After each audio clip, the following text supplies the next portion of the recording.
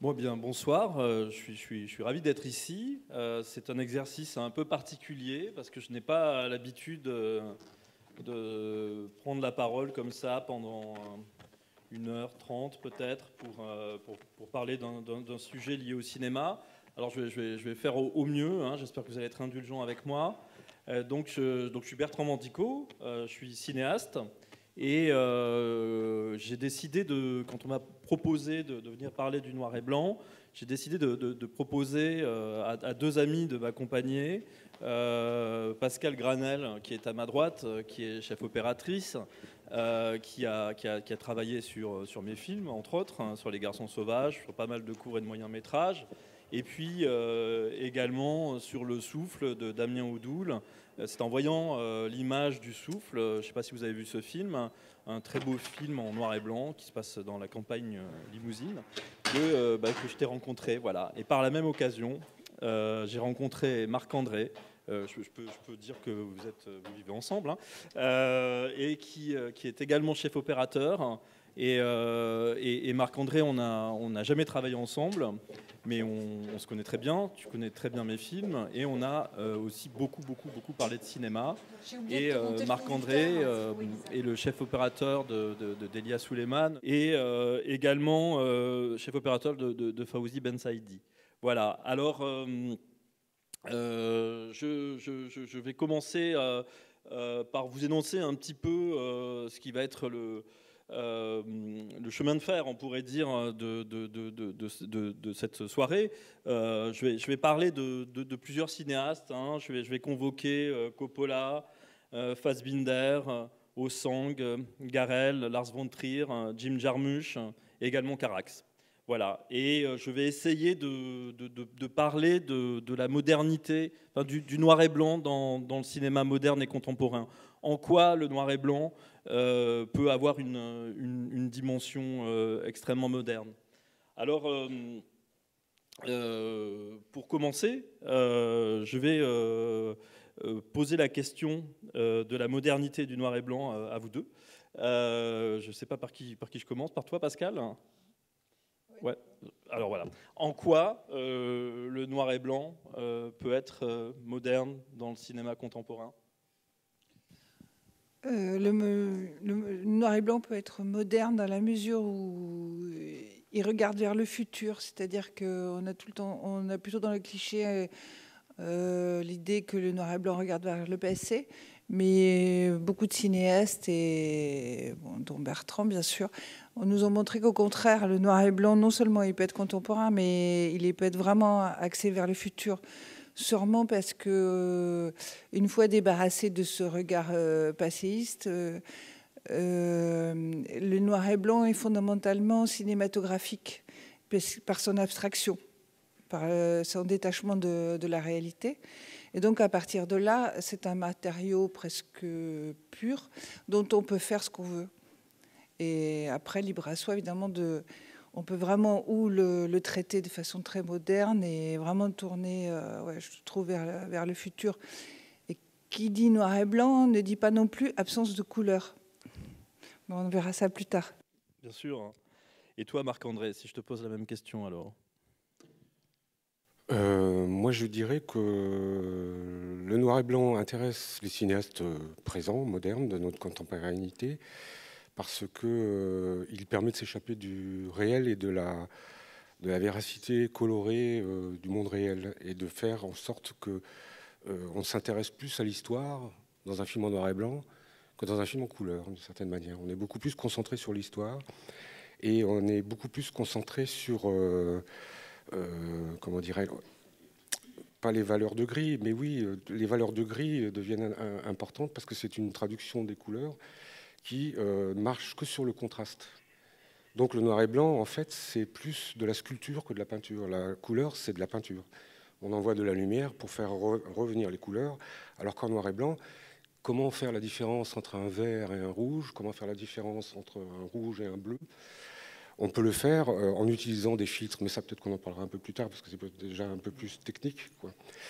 Et donc, pour moi, c'est vraiment s'échapper du réel total, le noir et blanc, et de pouvoir partir dans l'onirisme. Oui, Oui. Moi, j'ai à peu près la même,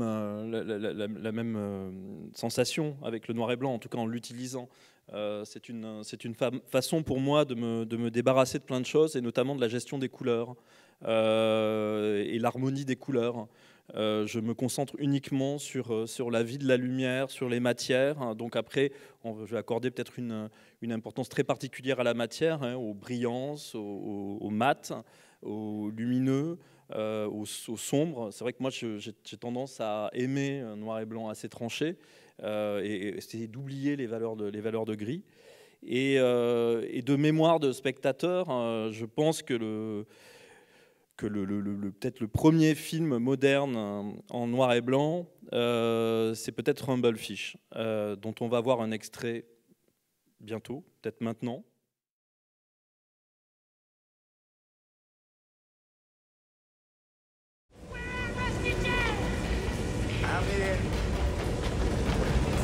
Not the law, punk. Every man has been popping pills. I hate fighting out though. Trust You scum. I ain't looking for him. Come on, Ducky. Come on. Take a fucking swing at me, man, so I can just... Come here, you little screamer. Take a swing at you. Come on! Come on, man! Take a swing at me! Gotta fucking cut you to pieces.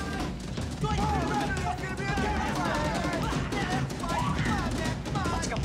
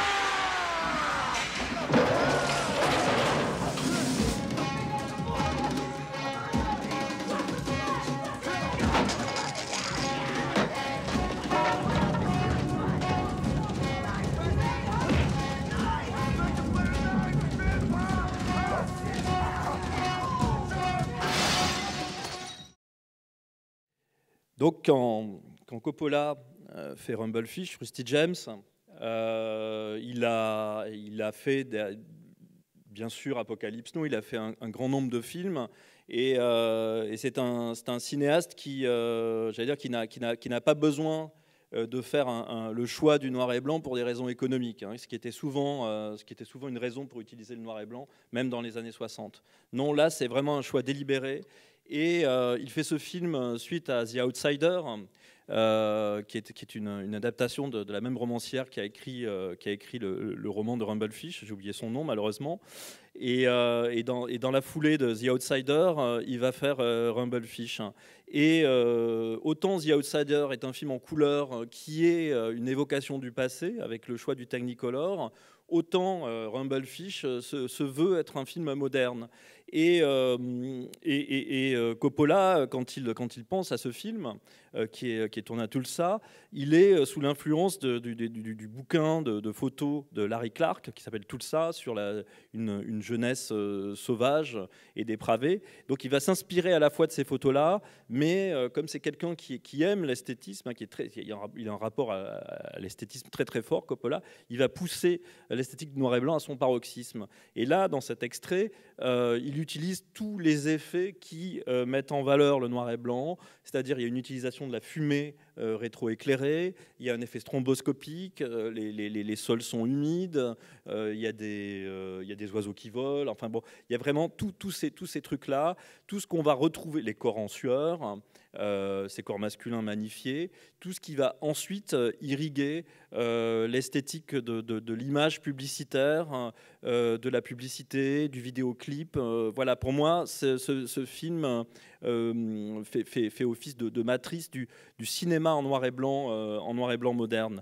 Et je me souviens quand il est sorti, j'étais très jeune, et pour moi c'était vraiment le film qu'il fallait à tout prix voir, comme il fallait acheter le dernier album de Bowie ou de quelqu'un d'autre, quoi.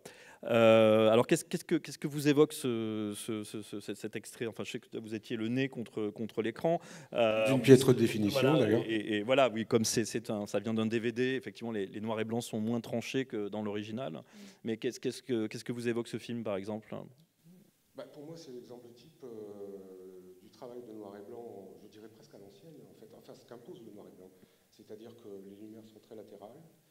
Là, nous sommes dans une situation d'intérieur. On n'est pas du tout dépendant du soleil ni des couleurs, des tons locaux de la nature. Donc là, il fait ce qu'il veut, le chef opérateur. Il met des projets partout, il y en a beaucoup, il y a une quantité de projets hallucinante. Le noir et blanc demande beaucoup plus de projecteurs que la couleur. Et d'autant plus que c'est probablement tourné sur de la vraie pellicule, sur de la pellicule, noir et blanc, qui devait être ou de la plus X. Bon, l'extrait ne le montre pas bien parce que c'est vraiment de très mauvaise qualité. Mais moi, je me souviens quand le film était sorti, et Stephen Burrow, qui était le chef opérateur de Coppola à cette époque-là, a utilisé la plus X qui fait à peine 80 hasards. Donc 80 hasards, il faut quand même envoyer beaucoup de lumière pour avoir quelque chose de visible sur la pellicule. Et donc là, il travaille tout en sculpture, il travaille tout avec des directionnels, latéraux, contre-jour, beaucoup de contre-jour. Déjà depuis le début du noir et blanc, c'est surtout le contre-jour qui permet de détourer les personnages et de donner la profondeur à l'image. Ce que la couleur ne peut pas faire, la couleur le fait différemment. La couleur, c'est par le contraste coloré qu'on sent la profondeur. Un bleu éloigne, un rouge rapproche. Tandis qu'en noir et blanc, comment fait-on? Eh bien, ce n'est que par la lumière. Donc le noir et blanc, c'est que des projecteurs. Et sculpter et travailler avec énormément de projecteurs. Et toi, Pascal, par rapport à cette esthétique, justement, ces décors en fumée, ces corps en sueur, qu'est-ce que ça t'évoque? Je trouve justement, il utilise un peu toute la palette du noir et blanc. Il y a des surexpositions qui sont très belles, et des flashs, et tout, c'est très très beau. Et en même temps, c'est vrai que c'est très moderne, ça fait pas du tout passéiste. Et il réussit avec ce noir et blanc. Très travaillé, comme vient de le dire. Mais en même temps, on oublie presque qu'on est en noir et blanc. Mais bon, oui, il est magnifié avec les fumées. C'est pas du tout naturaliste. Mais ça contraste avec le jeu des acteurs qui, lui, est très, très naturaliste. Et le propos. Et ce contraste un peu emphatique du noir et blanc, enfin très... Comment dire non, pas emphatique, mais très... oui, enfin, pas... Bon, bref, pas... Ouais, voilà. Comme ça, ça marche très très bien, ça soutient encore plus, je trouve, le côté voyou, bas-fond, avec un propos comme ça qui lui, est assez naturaliste. Et c'est ce contraste qui est beau. Enfin, à mes yeux. Bah oui, c'est un film qui effectivement travaille beaucoup sur aussi l'idée de renouveler le trucage à l'ancienne, puisqu'il y a des scènes, enfin, je ne les ai pas choisies là dans les extraits, mais il y a des scènes qui utilisent la rétroprojection, qui consiste à projeter derrière les acteurs des images qui ont été filmées au préalable. Donc il y a des scènes d'échange entre Matt Dillon et Nicolas Cage dans les ruelles, où il y a des nuages qui passent comme ça derrière eux. Et donc là, on est typiquement dans une scène en rétroprojection. Ça crée une stylisation vraiment intéressante. Et puis ce qui faisait la spécificité aussi de ce film quand il est sorti, c'est que c'était un film en noir et blanc avec de la couleur dedans. Presque comme une fève dans un gâteau. Et ça, c'était une prouesse pour l'époque, parce que, effectivement, c'est une scène que je n'ai pas choisie, parce que j'ai décidé de jouer le jeu du noir et blanc à 100%. Mais il y a des séquences, donc pour ceux qui ont vu le film, avec des poissons combattants très colorés qui apparaissent dans des scènes comme ça, où les acteurs sont en noir et blanc.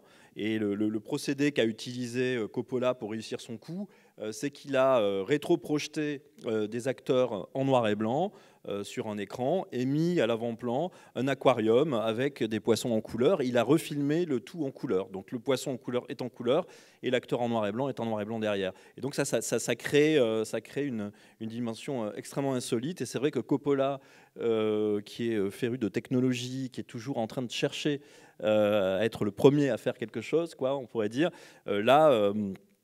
vraiment a su mettre de la couleur dans le noir et blanc, j'allais dire, le plus simplement du monde. C'est un procédé que va reprendre par la suite Lars von Trier dans Europa. Mais bon, ça, j'y viendrai un peu plus tard. Et c'est aussi, pour moi, un film qui a influencé toute une génération de jeunes cinéastes, notamment Gus Van Sant avec son Malanoche, dont l'esthétique est très très proche du Rusty James de Coppola, et y compris des figures de style comme ça qui sont dans le film, les accélérations de nuages, les grandes fumées. Bon, c'est des choses qu'on va retrouver vraiment dans le cinéma de Gus Van Sant. Alors, le regard dans le rétroviseur, c'est-à-dire le film en noir et blanc qui fait référence au film du passé, bon, ça c'est le grand truc des cinéastes qui vont tourner en noir et blanc. À commencer par Fassbinder, qui a fait un de ses plus beaux films pour moi, Le secret de Véronica Voss, qui est une utilisation du noir et blanc et qui joue avec des archétypes filmiques du passé, mais en les poussant à leur paroxysme. Donc ça va être le deuxième extrait qu'on va vous passer.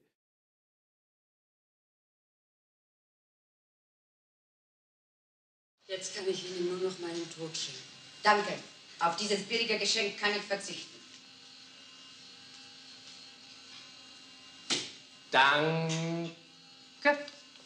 Schleichendes Gift, 142, die 5. Schlussklapper.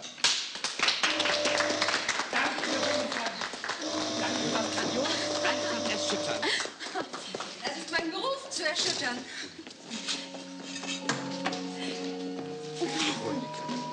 Ich bin sehr stolz auf dich. Ich bin dir auch sehr dankbar. Ihm musst du danken. Ohne ihn wäre ich nichts. Ihr Drehbuch funktioniert in der Tat ganz ausgezeichnet, Herr Rehbein. Darling, ich glaube, du hast mich nicht richtig verstanden. Es ist nicht allein sein Drehbuch. Es ist seine Liebe, die mir Kraft gibt. Verstehst du? Seine Liebe. So, jetzt machen wir Mittagspause. Es geht weiter um 2 Uhr, aber bitte beleuchtet Sorgen zum Essen. Sollte bitte sei so nett und halten das Kleid mit dem Silberkleid. Ich gehe doch zum Diner des Speisekochs.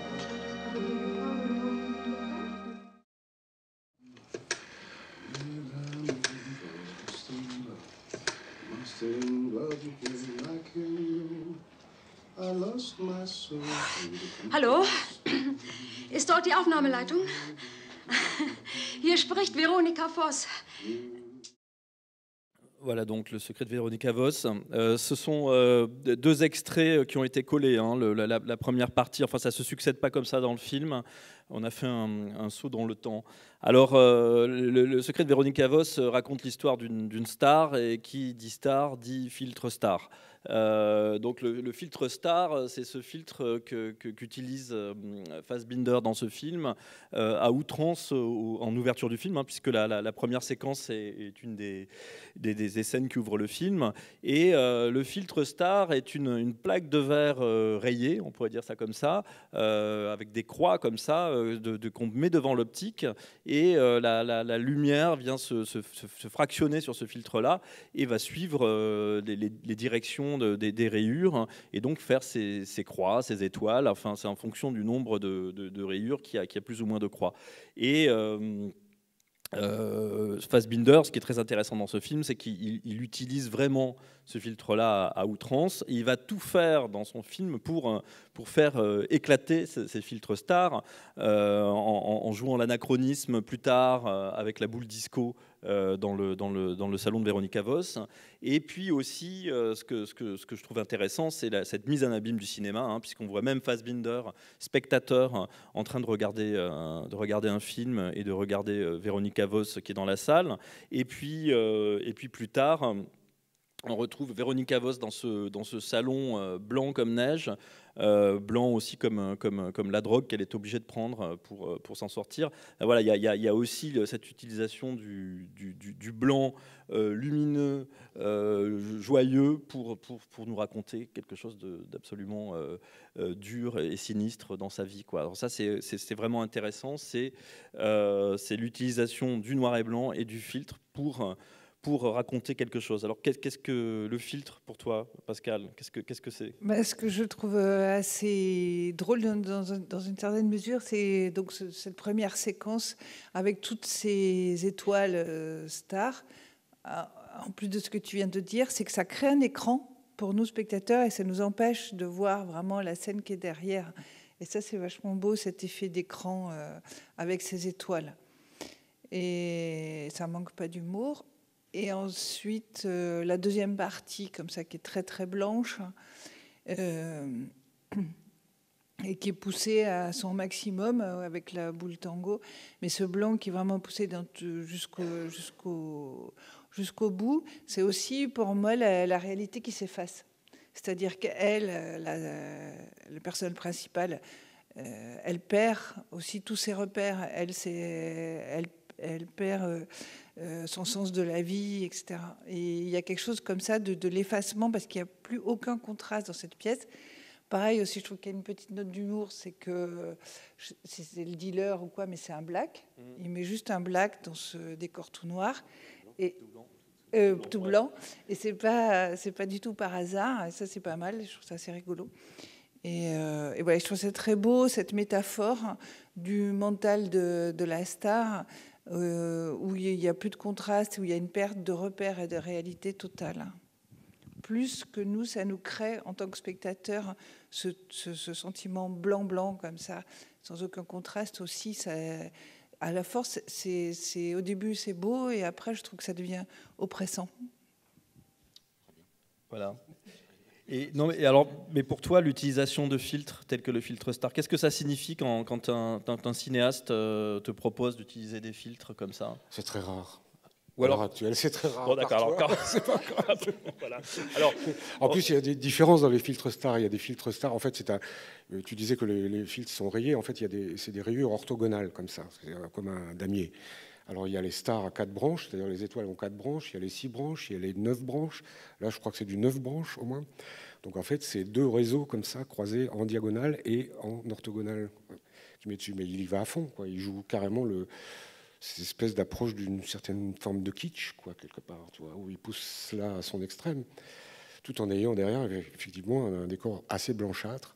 Mais ce qui est beau aussi, c'est que le fait que l'effet grillagé qui donne, presque de masquage avec ces stars qu'on voit dans la première partie, on retrouve juste un petit rappel de ça dans la boule tango, mais qui, à ce moment-là, est plus cinétique.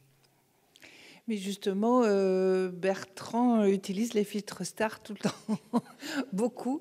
Et aussi, du premier extrait, il y a aussi très souvent la fumée, les surex.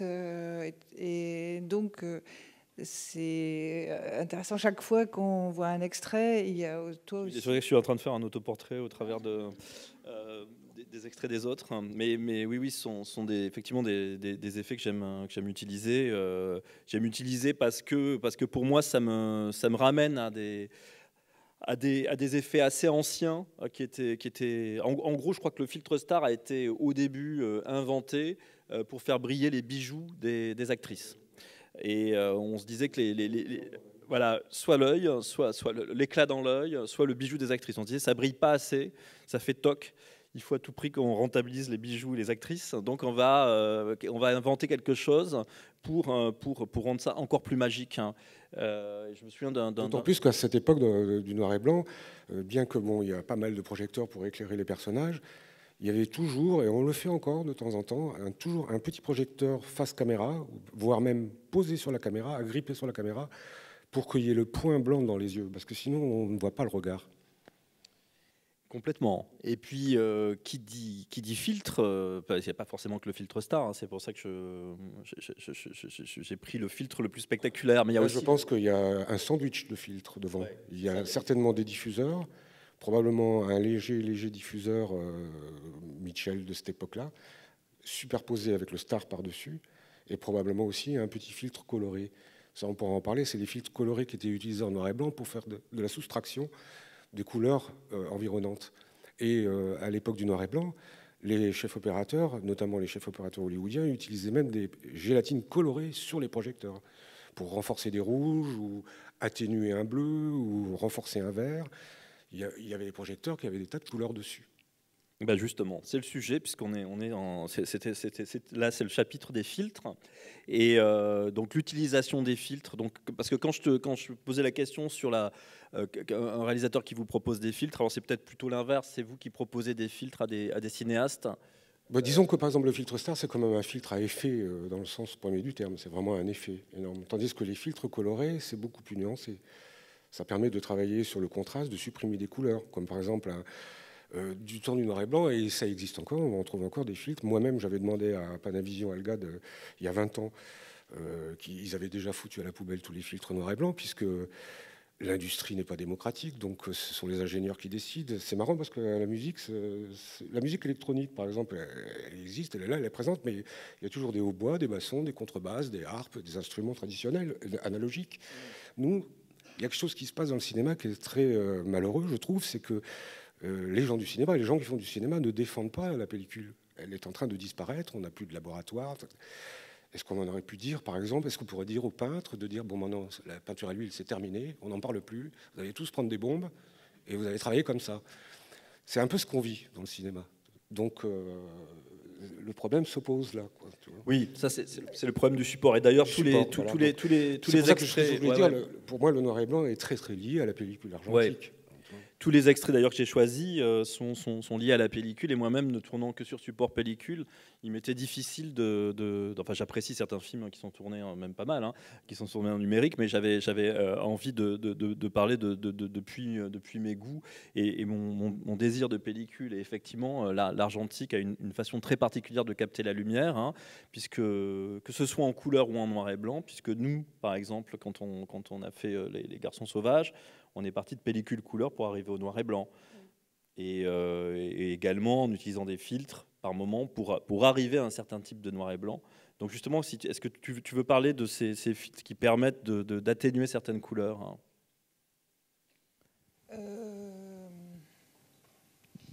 C'est-à-dire que, c'est assez technique, mais c'est-à-dire qu'il y a deux types de filtres. Il y a les filtres pour travailler sur négatif noir et blanc, et puis il y a les filtres pour travailler sur pellicule couleur.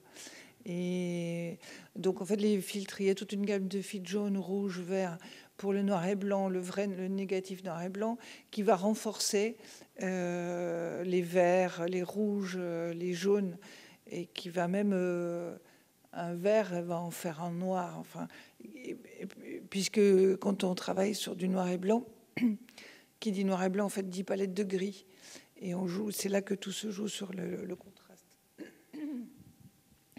Alors évidemment, ça dépend des réalisateurs. Bertrand, lui, il n'aime pas trop le gris, et donc on fait des choix très contrastes au niveau du travail de la lumière et de la pellicule et des filtres. Mais sinon, bon là, après, moi, je vais un peu me perdre. Il faut interpréter, surtout quand tu tournes en noir et blanc. Non, mais c'est bien, je ne te demandais pas de te lancer, mais c'était juste pour donner une approche comme ça. Et effectivement, le choix qu'on a fait, c'était nous, par exemple, de tourner en couleur pour arriver au noir et blanc après, c'est-à-dire pour avoir encore plus d'informations dans la pellicule. Et parmi les exemples, alors ça, je n'ai pas mis l'extrait, mais c'est Véronique Avos qui me renvoie à ça.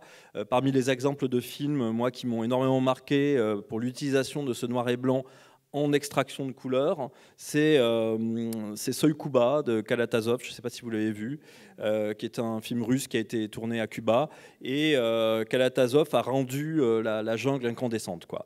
C'est-à-dire que le vert de la jungle devient blanc, un blanc extrêmement lumineux, et donc lui a tourné en noir et blanp. C'est filtré en vert, je peux même te dire que c'est le 23A. D'accord, voilà, c'est très précis. C'est celui qui coupe tous les bleus, et qui, enfin, pas toute l'entièreté du bleu, mais qui exhale les verts complètement. Donc les verts deviennent blancs. Les arbres ont des feuilles blanches. Avec le soleil. Oui, bien sûr. Oui, il faut de la lumière. L'extérieur jour. Très important. Ouais. Beaucoup de lumière. Si le ciel est gris, ça ne va pas marcher. Si on prend un 25, par exemple, on va couper tous les bleus et le ciel sera noir. C'est d'ailleurs un filtre qui était beaucoup utilisé pour être un peu la préfiguration des nuits américaines dans le noir et blanc hollywoodien. Ils utilisaient dans les gros films de John Ford et tout, des filtres 25 qui coupent, qui sont très très très rouges, qui prennent énormément de lumière. Il fallait ouvrir beaucoup le diaphragme et qui coupaient tous les bleus. La mer est noire, le ciel est noir, et ça donne des effets intéressants. Donc il y a l'utilisation du filtre pour dompter la lumière, hein, pour dompter les couleurs que l'on ne maîtrise pas. Et puis il y a aussi l'intervention des décorateurs, c'est-à-dire que Fassbinder, quand il tourne son film, forcément, il va demander à son décorateur d'avoir une pièce totalement blanche, immaculée, pour accentuer justement ce contraste-là.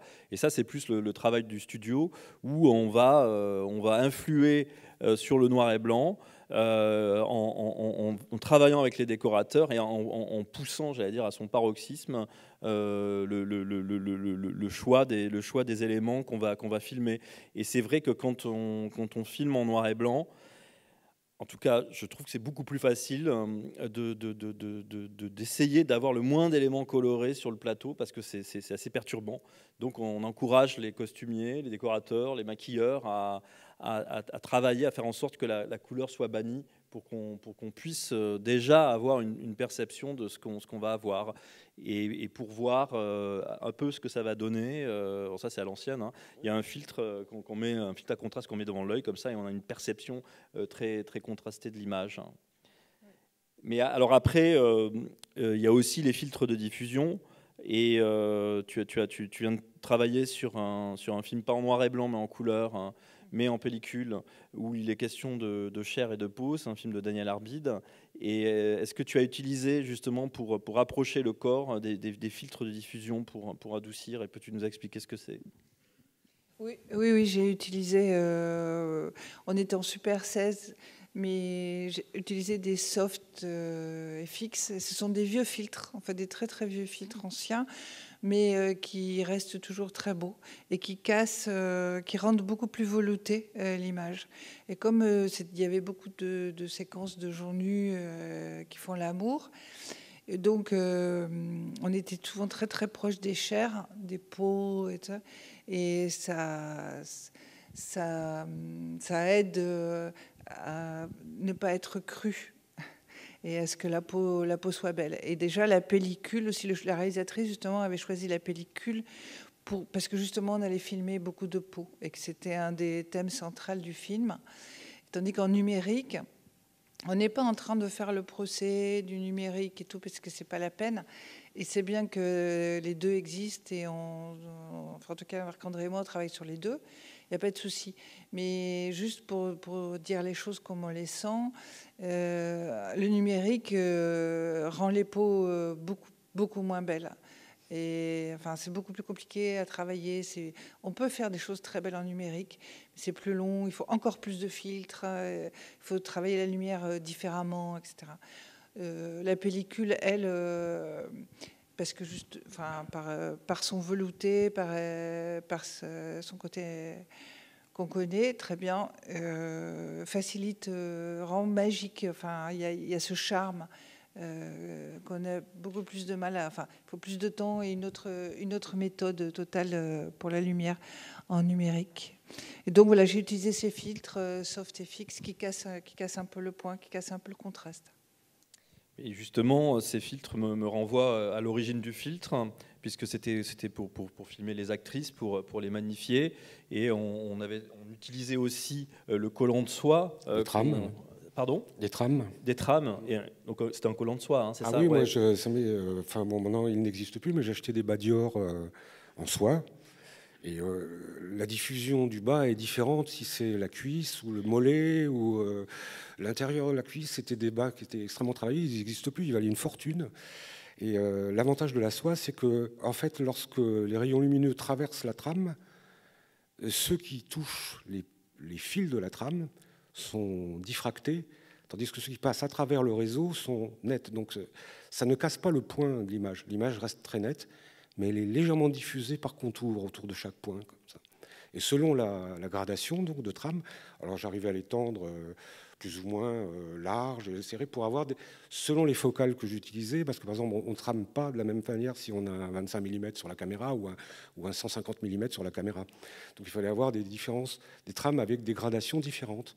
De même que par exemple, tu parlais des SoftFX, il y a toujours des gradations, il y a le 1, le 2, le 3, 4, 5, qui fait qu'on l'utilise, c'est pas seulement pour avoir une différence de tramage ou de sauvetage, si je puis dire, c'est simplement pour accorder le filtre avec la focale utilisée.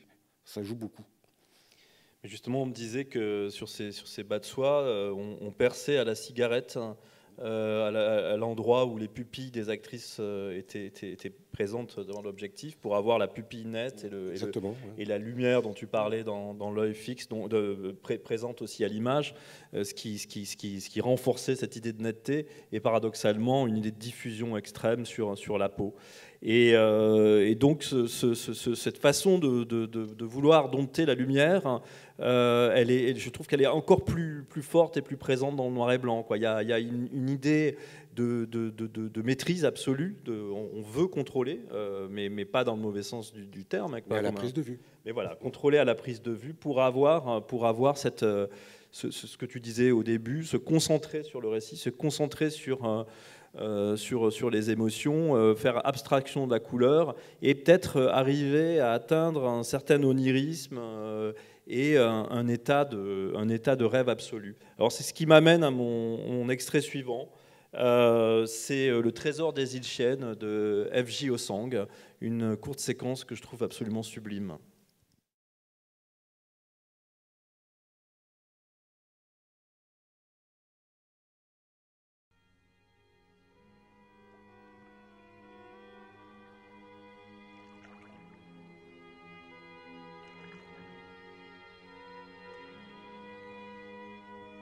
De l'eau, plus que de l'eau qui décolore les images, où l'esprit fige l'oubli du corps.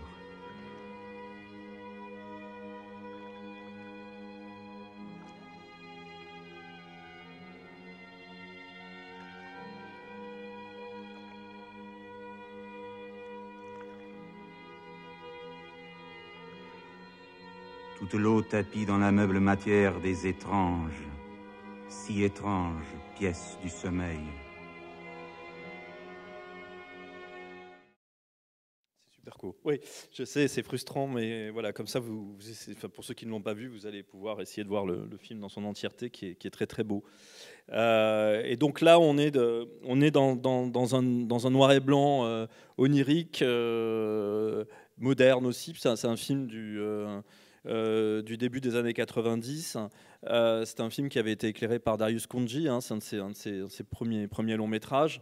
Et Osang, qui est un cinéaste très très à part en France, qui est à la fois un poète du cinéma, un musicien, quelqu'un qui est très lettré et sous l'influence de William Burroughs, entre autres, crée ces poèmes visuels extrêmement modernes.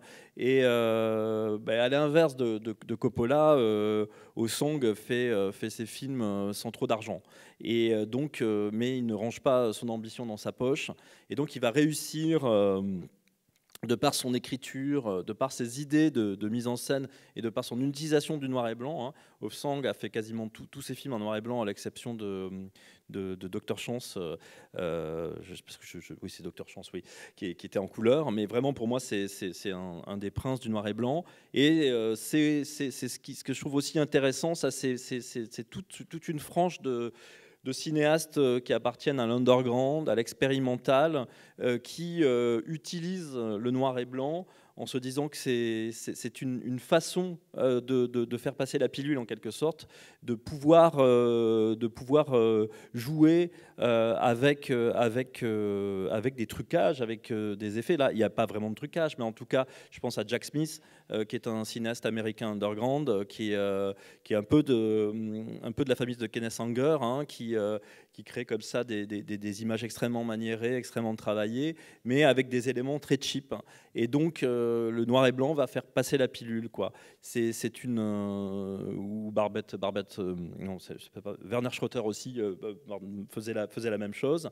Donc voilà, ça, je trouve vraiment intéressant, parce que le noir et blanc va magnifier le cinéma de gens plutôt fauchés, quoi. Donc justement, le noir et blanc, onirisme, ou l'économie de l'onirisme, alors qu'est-ce que ça vous évoque pour vous? Une grande liberté. Une grande liberté, justement, parce que à travers les exemples qu'on vient de voir, on voit des styles totalement différents. Et le fait qu'on ait ces auteurs qui sont oniriques, poétiques, et qui sont évidemment très très modernes, en utilisant le noir et blanc, on sent que ça les libère de beaucoup de choses. Pas de tout, mais de beaucoup de choses, et que ça leur permet de laisser exprimer leurs poèmes, leur poésie.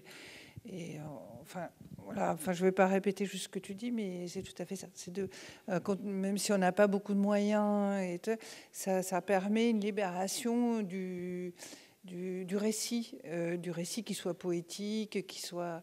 Parce qu'en même temps qu'il concentre, il libère, je trouve, de beaucoup de contraintes. Et quand justement, juste un truc, que je ne sais pas si tu vas en parler après, mais quand on veut faire aussi un film d'époque... C'est le chapitre suivant, bien sûr. Mais tu peux l'amorcer, vas-y. Bah oui. Quand on veut faire un film d'époque, pas forcément de 1880, mais même avant-guerre ou quelque chose comme ça, en le faisant en noir et blanc, aussi on peut beaucoup plus styliser et même travertir le côté d'époque. Et avec le noir et blanc, ça libère aussi de toute la contrainte du réalisme, et on peut vraiment partir à un étage au-dessus. Est-ce que ça vous est arrivé de conseiller à des cinéastes de tourner en noir et blanc, justement parce qu'ils n'avaient pas les moyens de leurs ambitions, et en leur disant le noir et blanc va faire en sorte que tu vas pouvoir arriver à tes fins? Non, moi ça m'est arrivé avec le premier court-métrage que j'avais tourné avec Fawzi Bensaïdi, qui s'appelait La Falaise. Je lui ai conseillé de le faire en noir et blanc, et non seulement en noir et blanc, mais en scope. Alors c'était un film qui est pratiquement muet. Il y a presque pas de texte dedans. On est très souvent en extérieur, et il y a une progression de l'intrigue, si je puis dire, qui fait que ça se termine par le drame. Hein. Et j'ai fait défiler au fur et à mesure du film différents filtres noir et blanc, parce que c'était tourné en vrai noir et blanc, donc en pellicule, où j'ai commencé à couper les jaunes. Après, au fur et à mesure que l'histoire avance, j'ai coupé tous les verts. Et après, en passant sur des filtres orangés pour couper les verts et les débuts des rouges. Et ensuite, terminer en coupant tous les bleus. Donc le film commence presque naturaliste, normal, relativement bien contrasté quand même. Et au fur et à mesure, ça partait de plus en plus dans le contraste, avec des valeurs de gris intermédiaires qui disparaissaient de plus en plus. Alors je ne dis pas que c'est terminé comme de la pellicule son, c'est-à-dire juste du noir et du blanc, mais j'étais au contraste maximum, à la possibilité maximum du noir et blanc en termes de contraste, où l'histoire se termine très dramatiquement, quoi.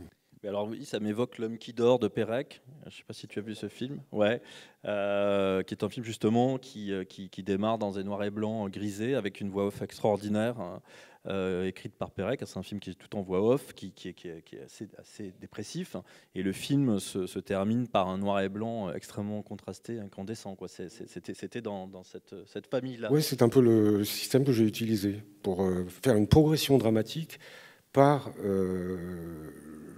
comment dirais-je, par la lumière, mais en fait, par la réponse du noir et blanc en fonction du filtrage, quoi, qui allait de plus en plus vers le contraste. Et l'extinction de couleur, du bleu notamment. Ce noir et blanc qui va appuyer la dramaturgie, ou qui va servir à magnifier l'univers d'un cinéaste qui n'a pas forcément beaucoup d'argent. Ça me fait aussi penser à Eraserhead, hein, qui est un film extrêmement marquant. Et quand Lynch l'a tourné, il était étudiant. il avait une bourse pour le faire. Enfin, ça devait être quelque chose d'assez court. Et puis, il a mis un an ou deux à tourner ce film dans des entrepôts. Et c'est vrai que c'est une image magnifique. Mais Lynch s'est vraiment concentré sur les volumes, sur les matières, sur les formes, pour pouvoir donner une puissance incroyable à son film, un film extrêmement contrasté. Et tu parlais tout à l'heure, Pascal, de l'histoire, enfin du passé, hein, du voyager dans le temps avec le noir et blanc. Ça va nous amener à l'extrait suivant d'un autre grand cinéaste qui est très important pour moi, comme Lynch, comme tous ceux que je présente là. C'est Lars von Trier avec son film Europa.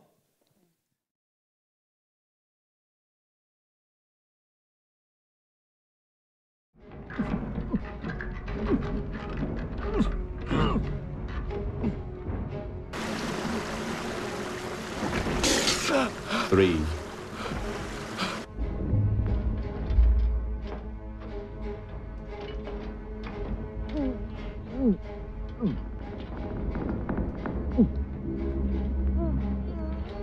Four.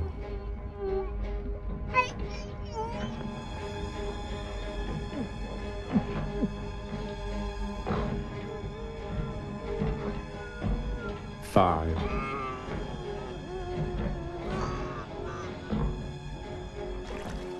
6.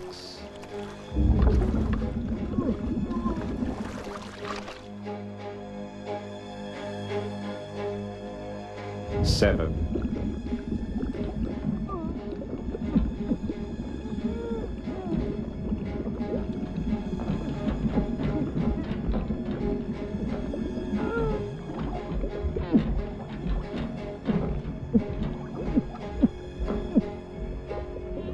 8.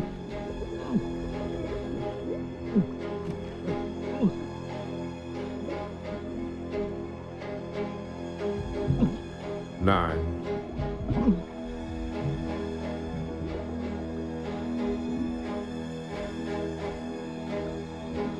10.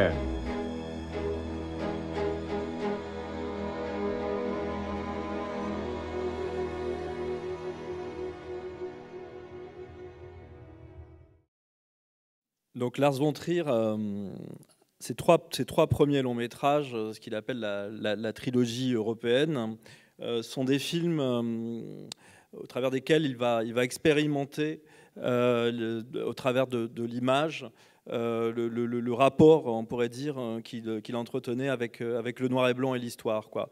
Le premier film de cette trilogie est Element of Crime, qui est un faux film en noir et blanc.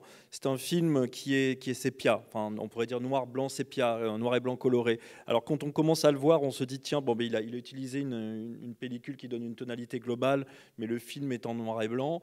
Et puis par moments, il y a des éléments bleutés qui apparaissent, et donc il a utilisé un procédé très très particulier d'éclairage pour que tout le film soit dans une ambiance sépia et avec quelques éléments de couleur bleue au milieu du sépia. Donc là, on retombe sur cette influence de Coppola du film en noir et blanc, entre guillemets moderne, avec ces touches comme ça de couleurs par endroits.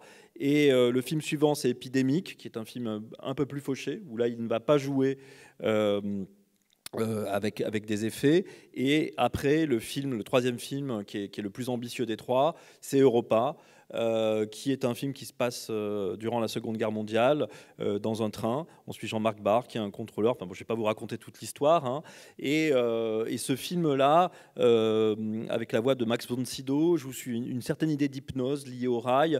Et puis, on va suivre donc le cheminement de Jean-Marc Barr qui va faire un attentat, hein. Et donc, ce que Trier a fait, qui est aussi un cinéaste qui adore se renouveler et les prouesses techniques, c'est qu'il a utilisé la rétroprojection à outrance. Là, dans cet extrait, on n'en voit pas beaucoup. Il y a juste un plan avec de la rétroprojection. Mais donc, tous les jeux de train se font avec des rétroprojections derrière. Alors, ça peut être des paysages qui défilent. C'est des choses assez obscures. Mais aussi, ça peut être du jeu entre un personnage qui est au premier plan et un personnage à l'arrière-plan qui est rétroprojeté. Tout d'un coup, l'écran va se mettre à bouger derrière. Et nous, on perd complètement nos repères. Et le noir et blanc aide à faire passer la pilule, en quelque sorte. Donc là, ce que vous avez vu dans cet extrait, c'est le train, la maquette du train qui explose. Donc ça aussi, le rapport des échelles, le noir et blanc aide vraiment à faire passer la pilule. Et ensuite, on a ce train qui coule en studio. Et il y a ce moment de la noyade de Jean-Marc Barr où on le voit flotter en couleur. Et derrière lui, il y a des éléments de décor qui vont se métamorphoser en fondu enchaîné, en un collage qui va rappeler un petit peu les surimpressions de Dr Mabuse, où on a cette multitude de visages derrière lui. Alors ce qu'a utilisé Trier, c'est qu'il a utilisé une sorte d'aquarium géant dans lequel il a plongé Jean-Marc Barr, et derrière il a rétroprojeté des images qui étaient filmées en film et rétroprojetées en film, donc c'était tout un bazar à l'époque pour donner cette cohabitation de couleurs et noir et blanc. Donc ce qui est intéressant là par rapport à la reconstitution, c'est qu'il utilise le noir et blanc non pas comme un élément nostalgique pour nous dire toutes les images d'archives qu'on a sont en noir et blanc, donc autant traiter le passé en noir et blanc. Non, il utilise ça pour aller droit au but, j'allais dire, à l'essentiel, nous faire vivre cet enfer. Il est assez obsédé par l'image de l'enfer, Lars von Trier, et concentrer la lumière, j'allais dire, enfermer la lumière dans un monde noir et sans issue. Alors,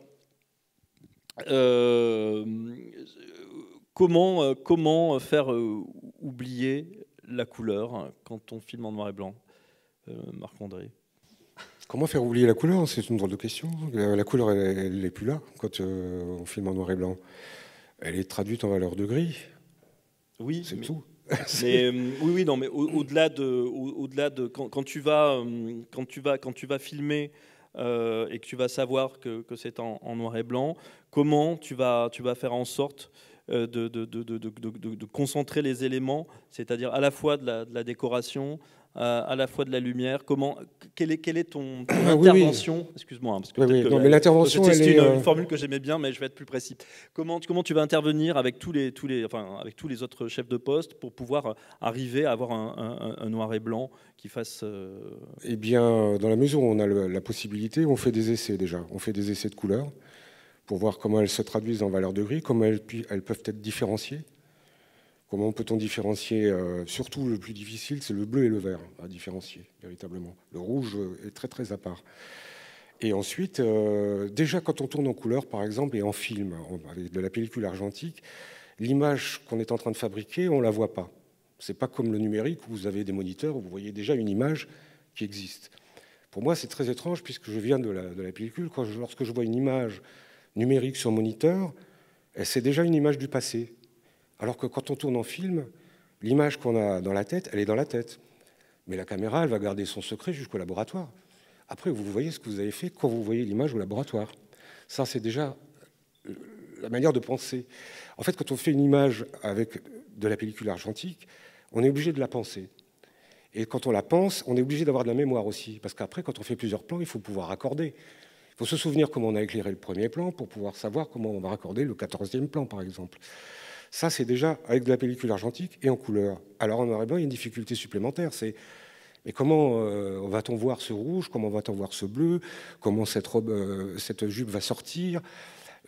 Alors, il y a des procédés. D'abord, il y a aussi l'expérience qui joue. Et il y a aussi, on utilise souvent, tu l'as évoqué tout à l'heure, des filtres monochromatiques. C'est l'image traditionnelle du chef opérateur avec son œilleton qui regarde comme ça. Où maintenant, tout le monde ne l'utilise que pour regarder si le soleil va dégager des nuages. Alors qu'à cette époque-là, il y avait des différents filtres monochromatiques de couleurs plus ou moins sépia, qui font penser un petit peu aux éclairages au sodium qui n'existent presque plus maintenant. où on voit, et c'est d'ailleurs pour ça que les rues étaient éclairées au sodium, c'était pour qu'on voie vraiment le relief et qu'on voie mieux les choses que si c'était éclairé en blanc, c'est-à-dire avec une lumière qui donne toutes les couleurs du spectre.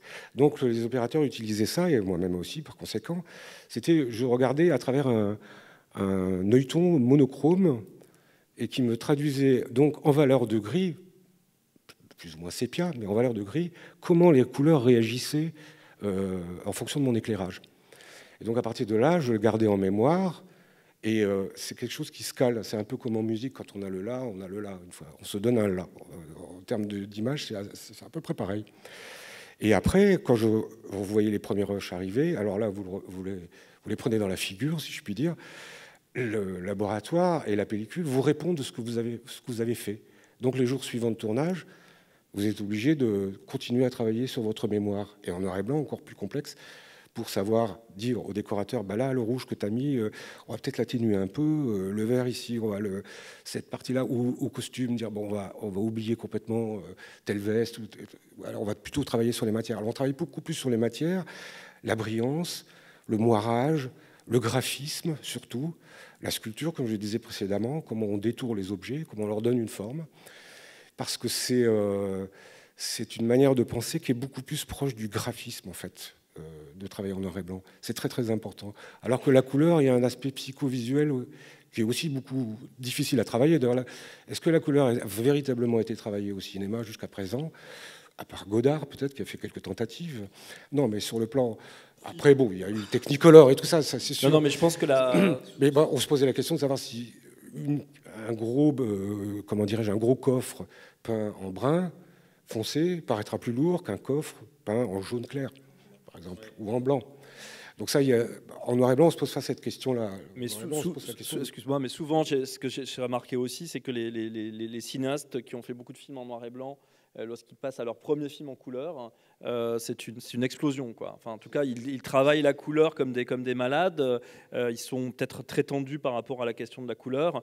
Hier soir, on présentait le Satyricon de Fellini à la Cinémathèque, et ça fait partie des films de Fellini qui viennent après ces films en noir et blanc, où il maîtrisait absolument le noir et blanc. 8,5, c'est peut-être un des plus beaux films au monde en noir et blanc. Et c'est vrai que les films suivants, voilà, il y a un travail sur la couleur qui va un peu baisser la garde après par la suite.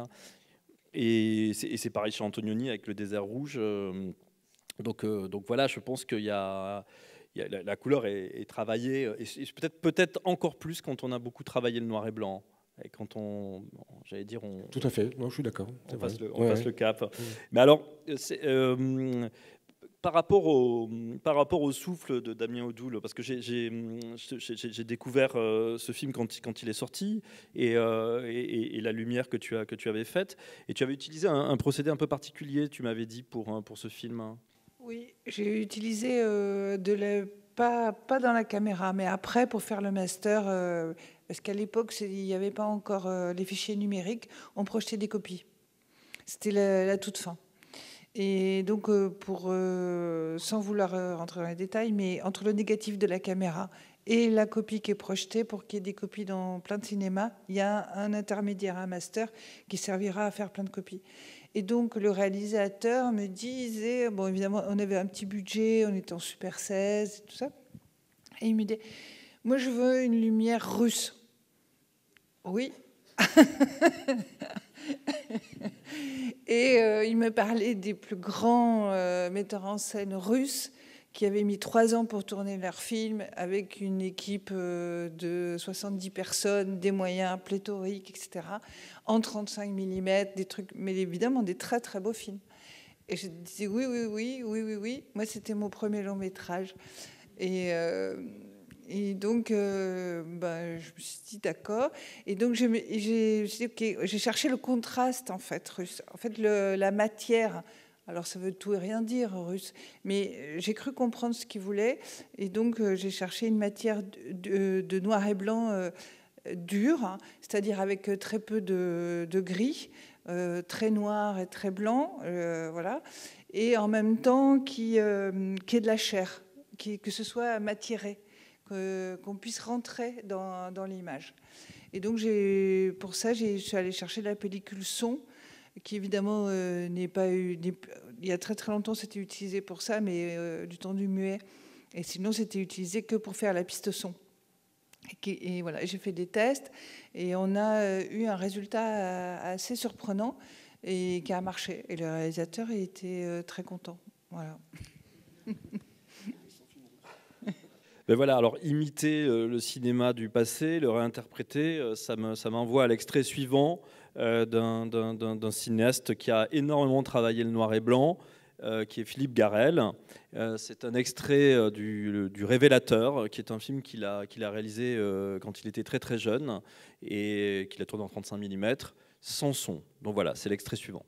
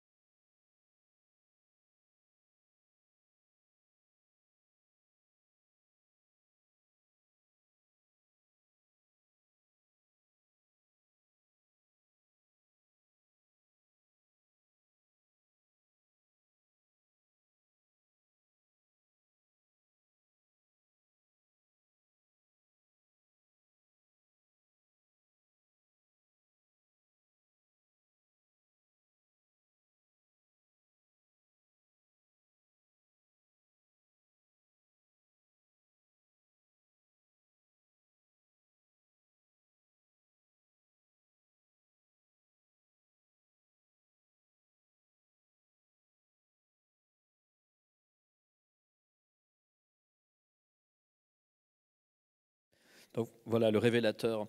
C'est un film que j'aime beaucoup.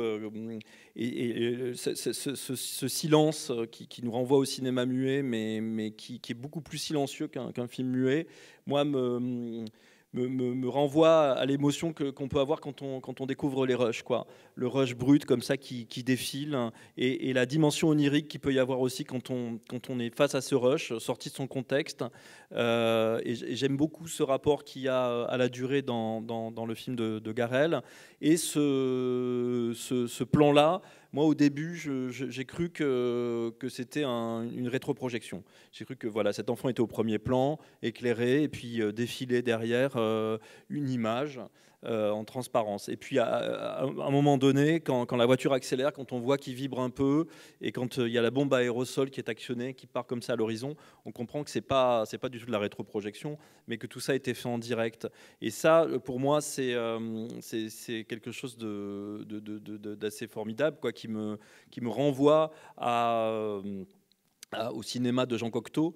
Donc Cocteau, qui, quand il a fait du cinéma, avait une approche assez naïve et poétique du cinéma, et il était persuadé qu'un travelling, c'était un acteur qui était monté sur roulette, qui s'approchait de la caméra avec le décor, et non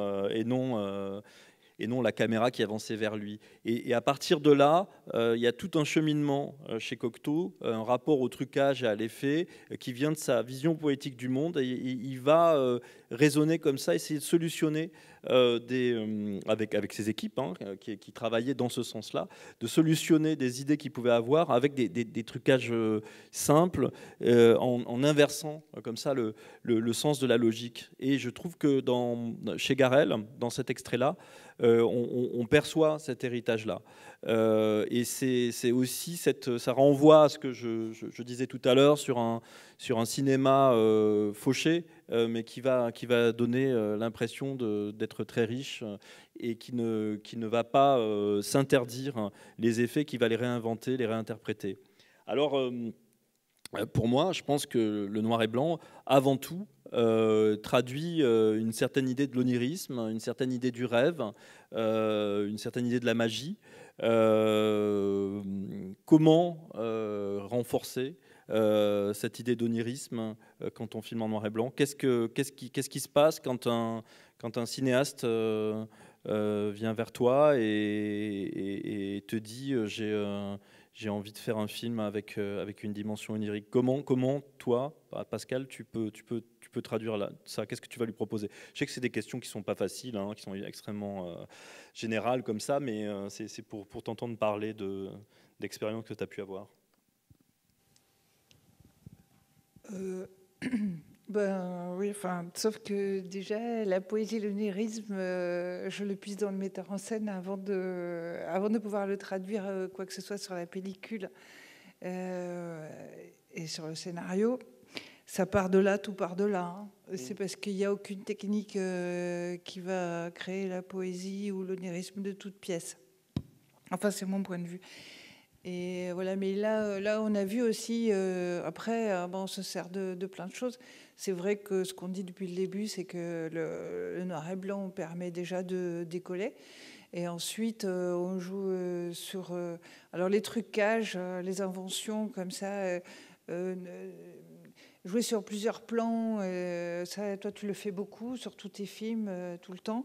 Et ce faux semblant, en fait, crée un décalage, un trouble chez le spectateur qui tout de suite ouvre des portes. De la sensibilité d'un autre univers et dans lequel il va nous faire rentrer et qui est justement parallèle à un récit, à une histoire, à quelque chose, parce qu'il y a ça, c'est bien. Mais bon, d'ailleurs, la plupart de ces gens-là s'en détachent aussi. Il y a le récit, et puis il y a une autre dimension poétique et qui n'appartient qu'à elle-même et qui résonne. Enfin, ils se croisent, etc. Et chacun choisit son tricotage. Et ça, on le fait beaucoup ensemble, mais donc avec plein de subterfuges, en fait, justement des rétroprojections, et puis des flous, là aussi ce qui perturbe d'entrée de jeu, même si on n'est pas technicien, c'est ce flou, c'est la différence entre la netteté de l'enfant et le flou derrière, et la différence de lumière aussi. Et tout de suite, on est là et on sent, on n'est plus du tout de suite dans la réalité. Et déjà, c'est parti.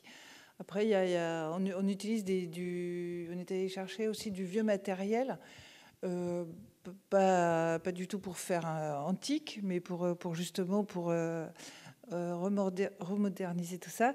Des miroirs semi-réfléchissants qui vont faire une surimpression de deux images en même temps pendant la prise de vue.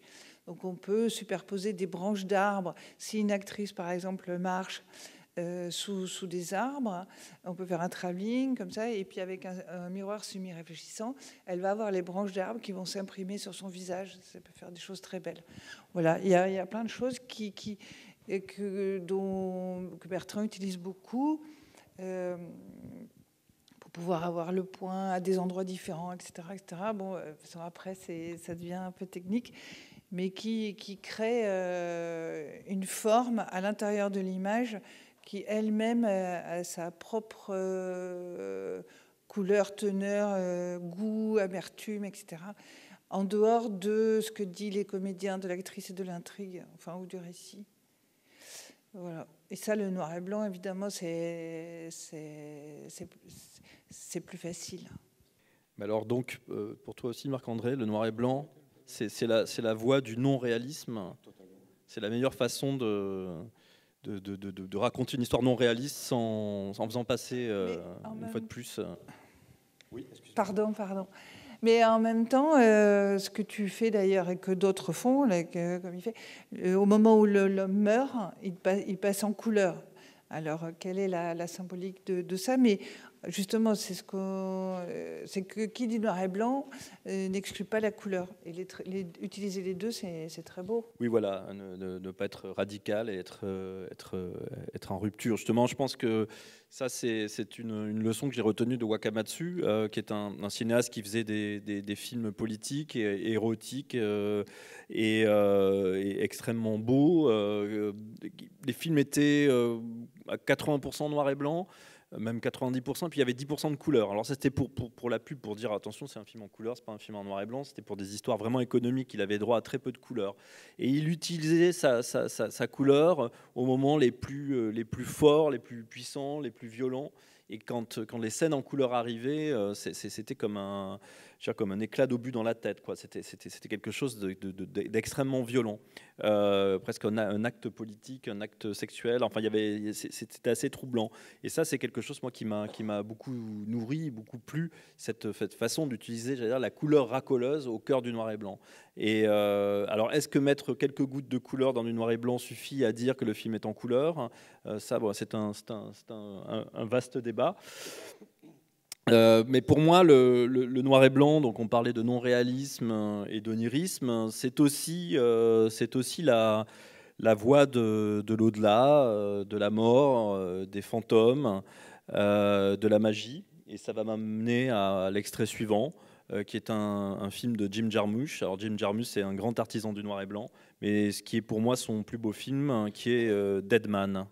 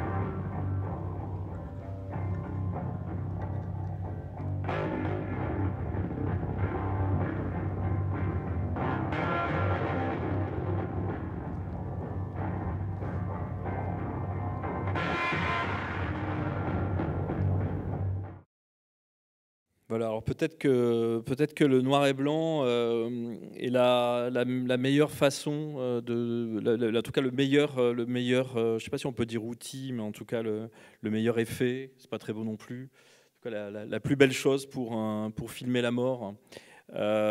J'ai du mal à voir cet état de mort, ou cet état un peu fantomatique comme ça qui essaye de capter Jarmusch dans son film, puisque ce personnage est peut-être déjà mort, il ne le sait pas, et donc on est dans ce monde un peu flottant, ce monde qui devient de plus en plus ésotérique, et je crois qu'en couleur ça ne peut pas marcher. Est-ce que pour toi, la mort, hein, l'au-delà, c'est en noir et blanc? Oui, tout à fait. Complètement noir et blanc. Peut-être même noir total. La boîte de nuit, où on retrouve plein de gens qu'on a connus. Et les fantômes sont forcément blancs? Non. Non, mais je veux dire, la figure du fantôme, c'est quelque chose qui sera en couleur pour toi, ou je ne parle pas du fantôme avec un drap, hein, je parle de l'esprit. Enfin, ça renvoie aux surimpressions pour moi. Tu as plein de choses comme ça.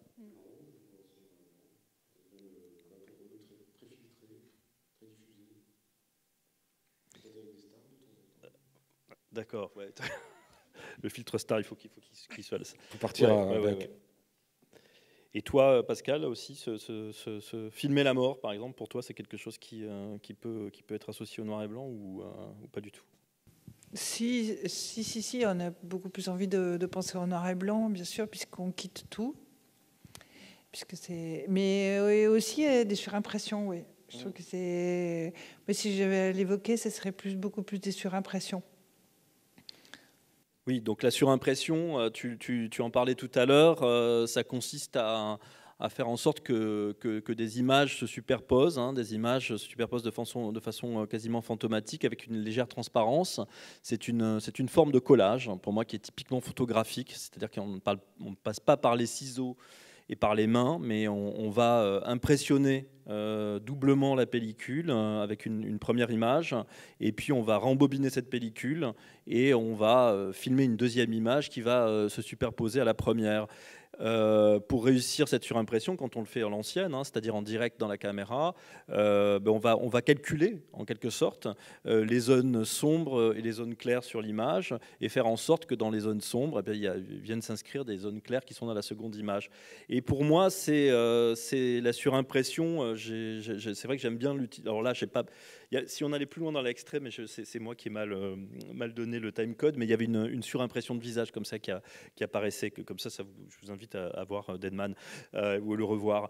Mais pour moi, cette surimpression, elle traduit l'idée que je me fais de la mort, c'est-à-dire quelque chose qui appartient au monde dans lequel on peut être, et puis vient de superposer une image qui appartient à un autre monde, et c'est aussi l'image du souvenir pour moi, c'est-à-dire quand on n'arrive pas vraiment à faire la netteté sur une image précise du souvenir. C'est peut-être aussi l'image des fantômes, parce que pour moi c'est pas quelque chose de très net, c'est pas quelque chose de très défini, c'est peut-être quelque chose qui vient se superposer au monde actuel, quoi, ou au monde concret dans lequel on est.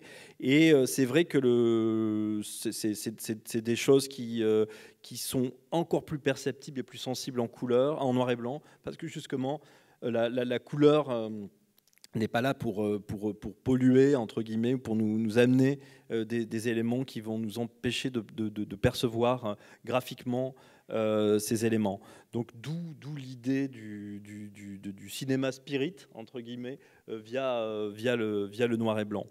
Et cette question de l'onirisme et du fantôme me renvoie, à contrario, à quelque chose de bien concret, qui est aussi la chair, les sentiments, les mots, l'amour. Et je trouve que aussi le noir et blanc aide vraiment à faire passer les mots d'amour. Et je vais vous passer comme dernier extrait, un extrait de Boy Meets Girl de Léos Carax, qui est un cinéaste que j'apprécie énormément. Et c'est son premier long métrage. Voilà.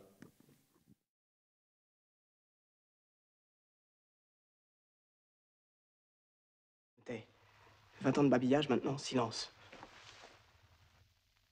Ton corps, quand je pense, il va vieillir. Les seins qui pourrissent, des rides en plus, Mireille. Au ventre, sous les fesses. Tout ça, c'est de ma faute. Mais l'amour, tu comprends, Mireille?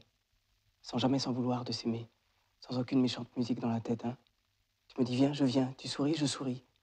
Et aussi longtemps que tu le voudras, nous dormirons ensemble. Je voudrais travailler avec toi, oui. Former avec toi une équipe, oui. Géniale, imbattable.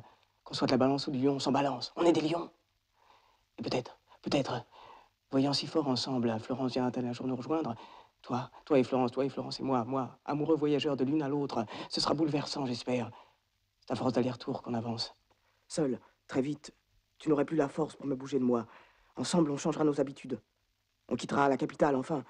Et peut-être ce pays hexagonal. Et par amour pour moi, Alex, tu oublieras la violence que tu rêves de t'infliger. Tu respecteras la chaleur de ton sang, la sérénité de ta présence, la netteté de ton regard, la douceur de tes sentiments, de ton sentiment. Et ton élan fera fondre nos mélancolies. J'aimerais, Mireille, sortir du monologue, diarrhée de ma tête. Ne pas profiter de la souffrance comme d'une musique. Bah! Ce sentiment d'enterrer la bien-aimée sous le flot de mes mots. Elle me prend au mot, si je me tais, elle se tue. Fini! Et les baisers ne serviront plus jamais à se fermer la bouche. Tu dois m'aider à décoller, Mireille, je suis si lourd. Ne regarde pas, je suis camion. Ah, je revivrai jamais, Mireille. Mais jamais.